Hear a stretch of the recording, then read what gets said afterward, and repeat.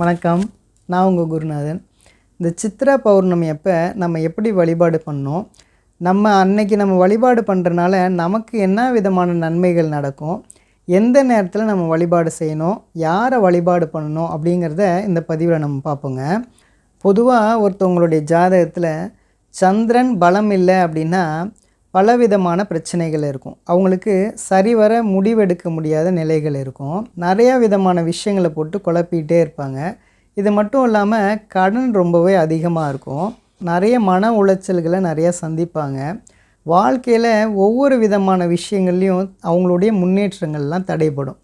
அப்படிப்பட்ட சந்திரனை பலப்படுத்துறதுக்காக தான் நம்ம இந்த சித்ரா பௌர்ணமி வழிபாடு அப்படிங்கிறது ரொம்பவே முக்கியங்க. இது மட்டும் இல்லாமல் நம்மளுடைய வாழ்க்கையில் தேவையான செல்வங்கள் எல்லாமே கிடைக்கும். அதனால் நம்ம சித்ரா பௌர்ணமி வழிபாடு கண்டிப்பாக பண்ணணும்.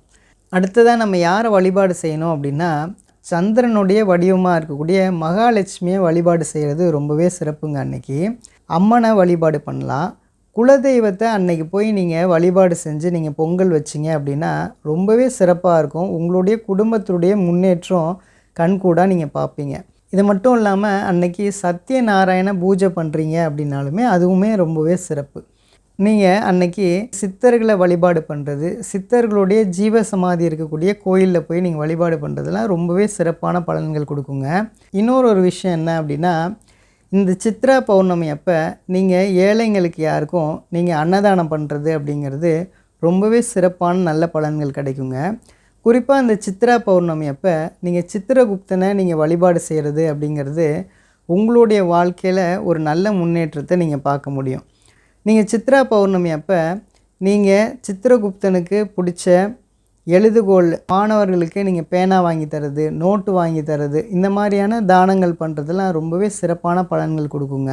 இது மட்டும் இல்லாமல் உங்களுடைய ஏரியாவில் மலை மேலே இருக்கக்கூடிய சிவன் கோயிலாக இருக்கட்டும், முருகன் கோயிலாக இருக்கட்டும், நீங்கள் கிரிவலம் அன்னைக்கு வர்றதுங்கிறது ரொம்பவே சிறப்பு. சரி, உங்களோட ஊரில் மலை மேலே இருக்கக்கூடிய கோயில் இல்லை அப்படின்னாலும் பரவாயில்லைங்க. நீங்கள் சிவன் கோயிலுக்கு போயிட்டு நீங்கள் அங்கே சிவனை நீங்கள் வழிபாடு பண்ணுறது ரொம்பவே சிறப்புங்க. எதனால் அப்படின்னா, சிவபெருமான் தான் சந்திரனுக்கு இருக்கக்கூடிய தோஷத்தை நீக்கினவர். அதனால் நீங்கள் சிவன் கோயில் போய் வழிபாடு செய்கிறது ரொம்பவே சிறப்பு. சரி, இப்போது சித்ரா பௌர்ணமி என்றைக்கு வருது அப்படிங்கிறத பார்ப்போம். 1/5/2026 சித்ரா பௌர்ணமிங்க. இதுக்கு முதல் நாளே 30/4/2026 இரவு 9:59 சித்ரா பௌர்ணமி ஸ்டார்ட் ஆகிடுது. இது என்றைக்கு வரைக்கும் இருக்குது அப்படின்னா 1/5/2026 இரவு 11:07 வரைக்கும் சித்ரா பௌர்ணமி இருக்குங்க.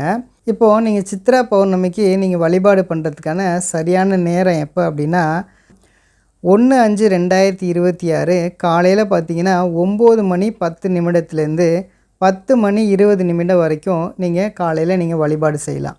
சரி, காலையில் இப்போ நீங்கள் வழிபாடு பண்ண முடியல அப்படின்னா மாலை 6 மணிக்கு மேலே நீங்கள் வழிபாடு பண்ணலாங்க. ஆக மொத்தம் வரக்கூடிய சித்ரா பௌர்ணமி அப்போ நீங்கள் இறைவனை நீங்கள் வழிபாடு செஞ்சு எல்லா விதமான நன்மைகளும் உங்களுக்கு கிடைக்கணும் அப்படின்னு நான் கேட்டுக்கிறேங்க. நம்புங்க, எல்லாமே நல்லதே நடக்குங்க. நன்றி நன்றி நன்றி.